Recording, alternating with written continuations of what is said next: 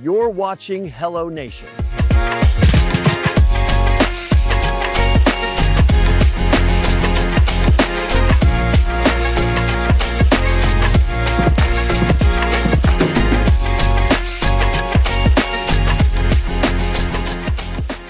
Welcome to the HelloNation podcast, your voices of good news. I'm your host, Shannon Somerville. Joining us today is locally and nationally recognized founder and CEO of Benefits in a Card, Carl Stecker. Welcome to the show. How are you? Thank you, Shannon. I'm doing great.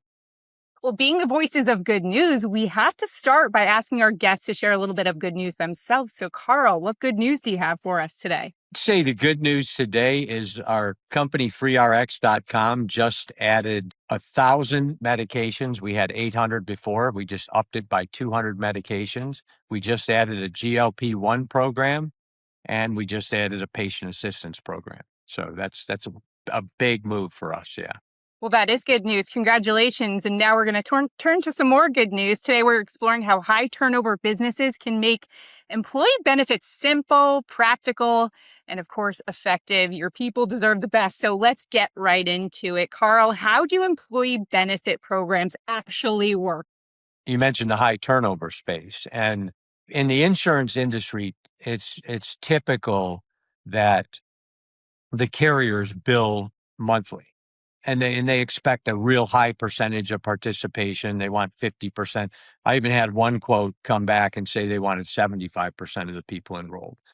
And so what they've done is they've kind of painted themselves outside of the high turnover space, if you will. And this is what we experienced almost 30 years ago when we started talking to the staffing industry, is that they could they could offer major medical plans, or they could offer some kind of supplemental, but it was all done on a monthly basis. And if you look at the staffing industry, and I mentioned that because it's a space we play in, they operate at about a 420% turnover. So it's huge, right? That's bigger than a poultry processing plant, a meat processing plant, because they're placing people. It's a 90-day temp to perm.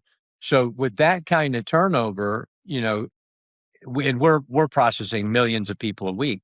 So with that kind of turnover, if you have a monthly bill plan, right, you're going to have people falling off after the first week of the month, people falling off after the second, people falling off after the third week.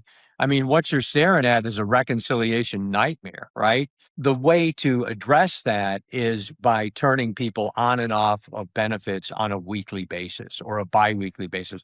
Whatever their pay period is what should control benefits in the high turnover space. And that's what makes it work. So are there specific integrations to reduce all that administrative work like you're kind of talking about? Yes. And it comes, Shannon, it's more, the integration side is more from the employer perspective.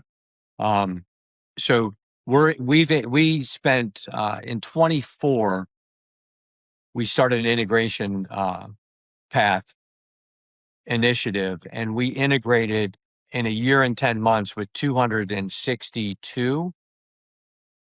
We're getting close to 300 now. But in that year and 10 months, we integrated with 262 of the country's largest payroll and HRIS platform. And we did those integrations in API and in a 360 format. So everything is sent through API, your payroll deduct, all of that. And what we discovered in staffing is that there were no integrations with payroll or HRIS in the industry. I mean, all of the companies that were bragging about their integrations for years, and it's embarrassing, but I quite frankly, I ignored them for like 15 years, the integrations. Things, we all make mistakes, right? But when I found out what I found out, and that was that the staffing industry, all these integrations everybody was bragging about, they were just flat files and CSV files, payroll being sent in Excel over Wi-Fi. So it was the most, and this is what triggered it.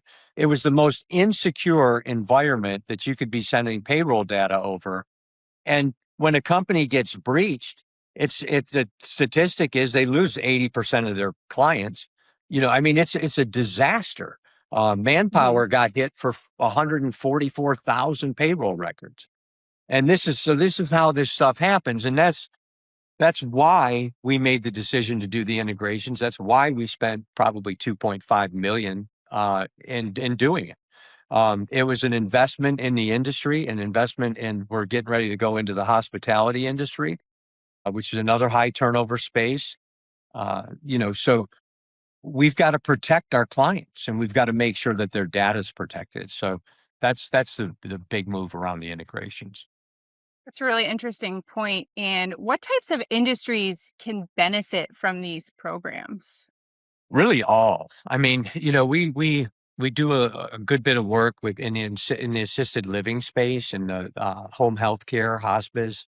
These. So you may have, like, take the assisted living space. You may have your nurses, your doctors, um, but then you've got your CNAs, your kitchen staff, your cleaning staff.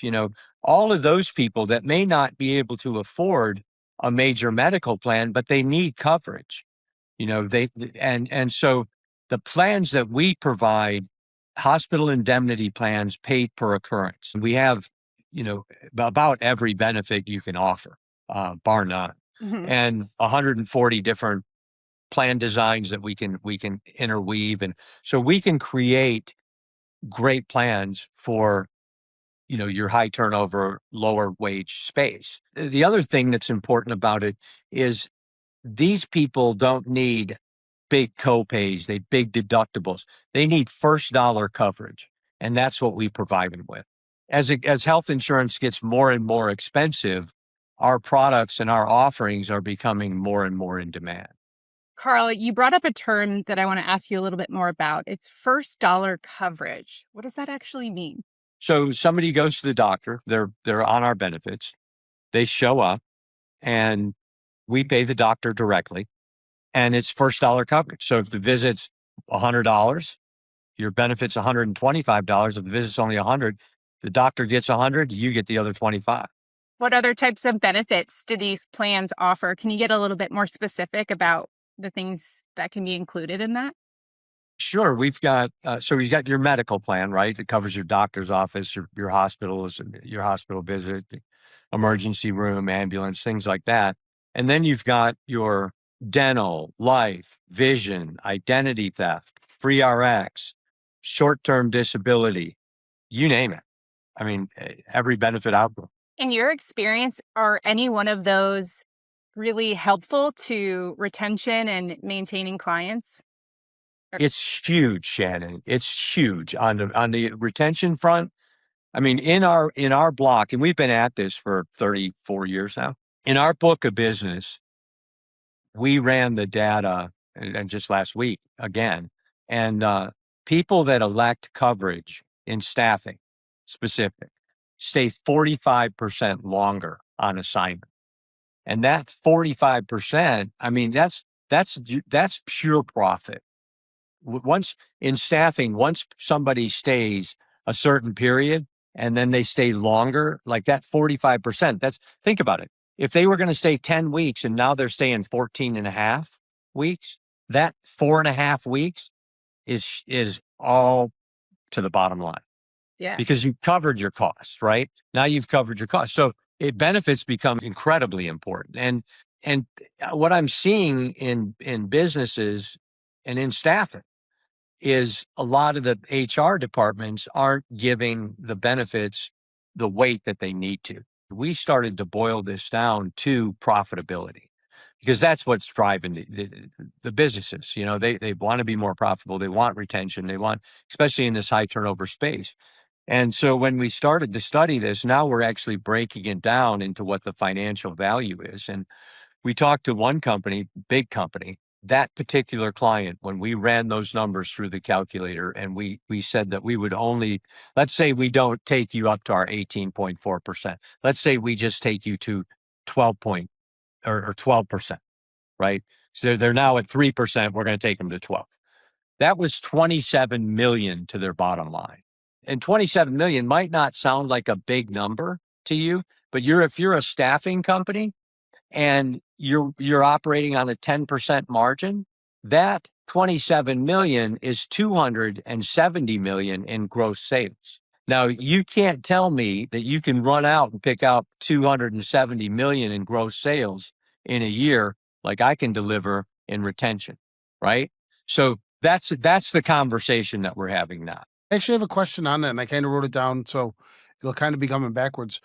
But the why behind the first dollar idea, right? Is how is it that you came up with that? I'm going off of the $125, 100 goes to the doctor, 25 to the card holder. Does it go back to the Mhm. card holder? How Yeah, did we come up with that number? And then where does that number come from? Is it the business that has to pay that? no. So 96%, even that this might be higher, might be closer to 98% of our clients, our programs are all employee paid. Everything we do is employee paid.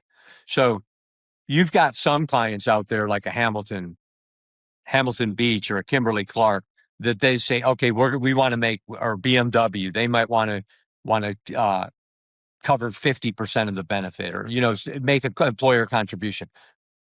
That's coming through the staffing company. However, that's typically driven by a client, a big client that the staffing company has that wants to make that contribution on their group. So we'll have some one-offs like that, but typically our clients, our programs are all employee paid. So the reason behind that first dollar coverage, if you will, typically your major medical plans, and everybody keeps going up on their deductibles to keep their rates lower, right? So I know that one. yeah. So if you've got a $2,500 deductible, you're a temporary employee, you're making 17, 18, $20 an hour, and you get sick, you've got to go to the doctor. If you're on a high deductible plan, it doesn't do you any good. They need to have the money they need and be able to go it without getting their pocket hurt. I mean, I love that. I know that this sounds bad to say, and I'm not making 15 or 20, a little more than that. I don't go to a doctor or urgent care because of that. I'm like, I want that beer money, right? And I think that probably hurts the overall health of it all. So have you found that members who carry a card are more active? Yes. And if you think about it, if you're a temporary employee and you come to work and you elect some benefits, like you elect vision, and now you can go get a pair of glasses. Whatever the case is, you're not just, once you purchase the benefits, you've got those benefits, you picked them out for a reason because you need it. But now you can go get those services. So now you're staying employed, you're staying with your employer because you've got things on your agenda that you're doing, right? You want to get new glasses. You want to get your teeth cleaned. And so you're staying in that employee because you've got a benefit you haven't had before. It also is a great benefit for the staffing company because they're selling into a large employer group. Well, that employer group wants to know that they're sending them good people that are taken care of, right? That have benefits. What kind of benefits do you offer? I mean, that's something that the staffing company sells to their client base. We take care of our people and they're going to stay with you longer. They're not going to jump ship because we treat them bad, right? Yeah, the theme seems to be keeping the employee engaged in their programs, and ultimately that helps out the bottom line. Is that accurate? Very accurate. And how does that improve morale overall? Have you seen? Well, by offering a good plan that's affordable, that delivers first dollar coverage, day one benefits, you're showing people that you care. And I think that's something that we miss a little bit these days. You got PE firms and equity firms, and they're all driving profit. They're all looking for money. Well, if you don't take care of your people, you're going to be doing that, just exactly that. You're going to be looking for money. Yeah. We talked about medical election there, but can businesses offer ancillary benefits without requiring that medical election? Everything we do is what I call unbundled. You can pick one thing, two things, you can pick whatever you want. Now, we may call you back if you elect too much and say, you've overrun that 3 hours of pay kind of thing. Our call center will do that. We have our own bilingual call center. I was on a quest to create an AI call center for the past year. We've got a bilingual call center. We've had a bilingual call center for 34 years. my goal was not to get rid of my bilingual call center. We tried a couple different firms. AI was like the wild, wild west, spent a bunch of money, finally called a buddy of mine who started a big AI company and said, I need help. As we were rolling through this, the AI call center piece was a great thing because people are calling in, they need an identification card. And typically they're standing at the doctor, right? I need my insurance card. We can just fling it to them, right? Right to their phone. And so it gave us a lot better service. And now our consultants that are in our call center, they're all licensed agents. They can now they can spend more time per employee because or per call, because now they're really helping people that need it. And they don't just need a card, or they don't need a doctor. Who's the 5 doctors closest to my area? Boom, fling it to them. That kind of thing. Where we took this, though, was really incredible. And we got American Public Life to let us download our claims data for the past 20 years into the back end of the system. So if you think about it, your insurance policies, all that is written by attorneys and actuaries. Okay. So and I don't think they really want you to understand what your insurance covers, because I don't know about you, but I got a big Blue Cross policy and I've used it plenty, and I still don't know what it covers and what it doesn't. And it's just confusing. So now they come in, our AI platform is called Sky. So they come in, Sky answers the phone, authenticates them, does all that. And now she's asking you a few life questions, and boom, here's based on what you do, what you just told me, where you live, here's what we'd recommend. And here's why. And so then down at the bottom, if this, like, let's say you're a weekend warrior, you're a sports person like me, and you bust yourself up all the time, right? Well, you're gonna go see a doctor. Well, then we're gonna pay you out $1,150. Boom. If something happens. And so it actually shows them, it kind of inverts the actuary, if you will, and shows somebody really what their policy will do. And and then you can, when can I get my teeth cleaned? When can I go get my glasses? When you just ask it and it talks to you, it'll tell you, so you can just ask it questions. We're putting our best foot forward to meet that person where they are. And it's going to be real. I wish I had a number to tell you today, but I don't, because we just launched it yesterday. The enrollment bot is what I call it. So it's going to be really interesting to see what that 18.4% goes to once Sky's running for a month. And I think it's probably going to take enrollments to about 30%. It's amazing that you're streamlining that process, because I do feel like you need a PhD level education to be able to read some of the stuff that's in some of those plans. So that's great to see in your business. Can you just specify, do you work with insurance brokers, employers, or is it a combination of both? Both. If we were doing this 20 years ago and you asked me, Carl, what percentage of your sales come from your internal team and what percentage come from brokers, it would have been 80% internal team, 20% brokers. Now it's just the opposite. It's 20% internal and 80% brokers. So we're very broker friendly. What do you think? Can you attribute that to something? Yeah, I think as companies get larger and insurance gets more complicated and there's all these rate increases, people are turning to outside consultants that can help them navigate these waters, because quite frankly, it's confusing. And when you got to go out and get a bid for, 20,000 life group, and you want to make sure they have this and that. I mean, it's a lot of work. So they're willing to bring a broker in, and that's they have those resources. So brokers are a good thing. And there's a lot of good brokers out there. You've got some, just like any industry, that Is there any size minimum? You just said 20,000, but is there any size minimum that would not benefit? Because I'm wondering why. I'm sitting here scratching my head. I'm wondering why I don't have something like this. But why wouldn't somebody do a benefit plan like this? Or is there a scare or a lack of knowledge not at people all. have on it? No, I mean, we've been operating in the staffing industry since 2000 with benefits and a card, and there's no reason people shouldn't be doing it. But is it only staffing? So take a Restaurants, hospitality, nursing homes. I mean, anything that's in your high turnover, lower wage space is a fit for us. You talked about coverage periods. How can those businesses that you just talked about manage and control those coverage periods more effectively? By administering their benefits on by payroll on a payroll period, right? So if it's a weekly payroll, you administer them weekly. If it's a biweekly, you administer them biweekly. If that's the key, and especially in that high turnover space. Otherwise, it just turns into a nightmare, and the employers paying for people that weren't employed, right? Somebody leaves in the middle of the month, the employer's still got to pay for the whole month. So it whacks the employer. Where we're like a list bill or a self bill, if you will. So we're only billing for the people that work that week. Can these employee benefit programs help with recruiting and retention, both of those? Absolutely. Absolutely. It's a huge recruiting tool. If you think about it, you got somebody coming in your shop and you're in the temp space, or you're a restaurant, or you're a hotel.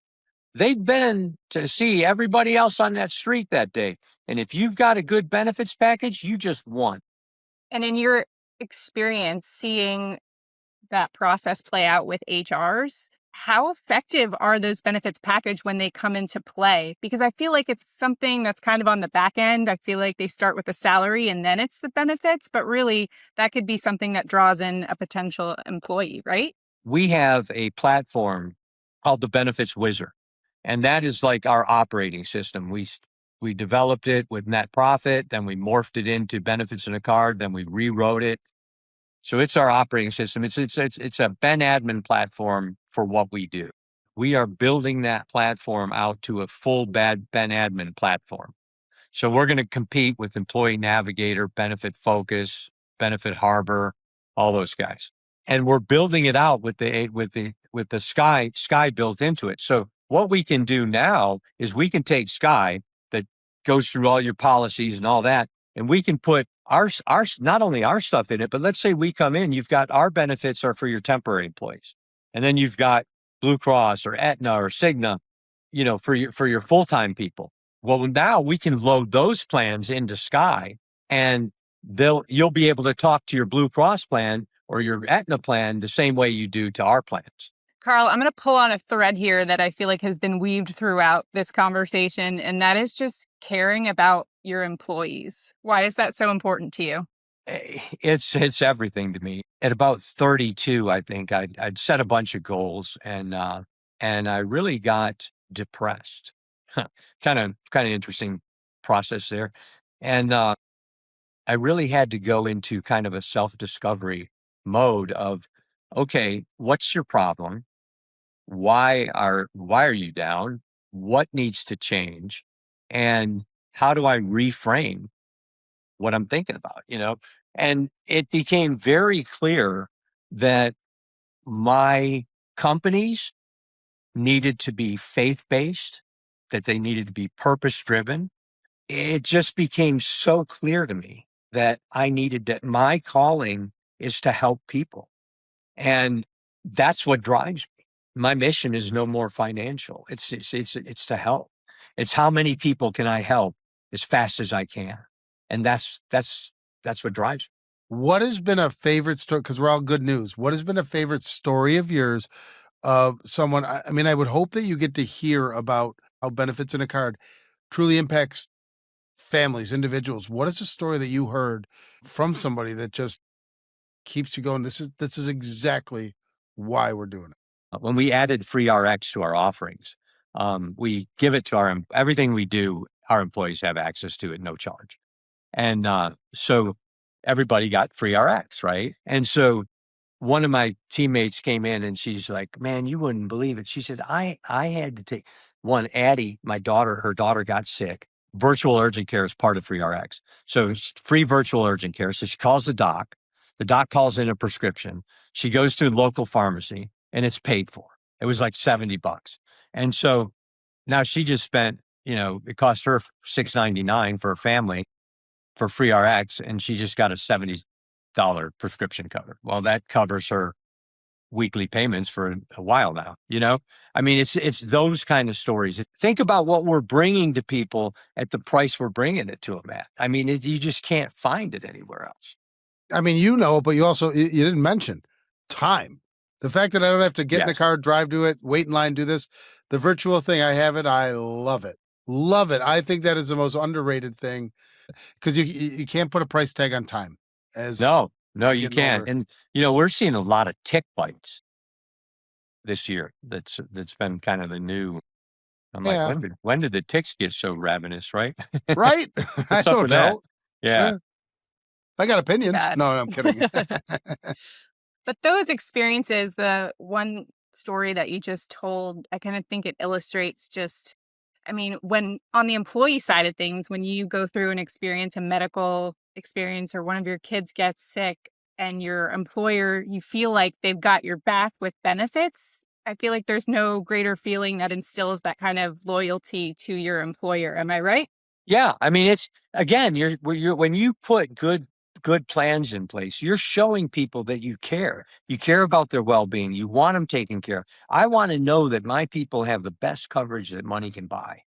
Well, Carl, thank you so much. We've covered so much. Now it is time. We're going to put that knowledge to the test. It is time for our game show, Hello, Goodbye. I'm going to give you a series of statements. You'll tell us whether you agree or disagree. So hello means you agree. Goodbye means you disagree. And then just explain your answer so our listeners can learn a little bit more. So are you ready for hello, goodbye? Some employee benefit programs are designed specifically for industries with high employee turnover. Hello. Hello. Tell us more about that. That's what we do. That's exactly what you do. Certain benefit structures aim to simplify administration for employers. Hello. I want to know exactly, elaborate on that one. Yeah. Well, I mean, one of the things is putting in something like Sky or the benefits platform and, so that use AI, use AI to help you communicate with your employees. I'd tell any company that. And, there's a lot of great benefit plans out there and getting the right enrollment engine, the right Ben admin system that's going to, that people can actually communicate with that, they don't have to go be a PhD. And, quite frankly, we can put any plan in the Sky platform. So if you're an employer, we're happy to help you. Let's keep it rolling here, gentlemen. Employee benefits can be structured to support recruitment and retention goals. Hello or goodbye. Hello. That's actually, we've started to spend a lot more time in that space with our marketing firm for our clients. So we will design our clients' marketing material to for a recruiter and also for trying to sell the business. So, so we'll do that. And what we found is staffing companies aren't always the best marketers. So we brought in our marketing firm, said, look, as we bring in a client, we'll actually give them an allowance with our firm to create their materials. Nice. I'm sure if I saw somebody showcasing some of these benefits that you could possibly get day one, like you're saying, I think that's pretty cool and would definitely Absolutely. help in recruiting. It's funny you say that though, right? In the material. I just watched a documentary on how material, rather than like a printed thing, like if you just got an email, what a difference that makes. So I think you didn't hit on that enough. That's huge that you get the material to help you with that. Yeah, we want to help our clients be better, do better.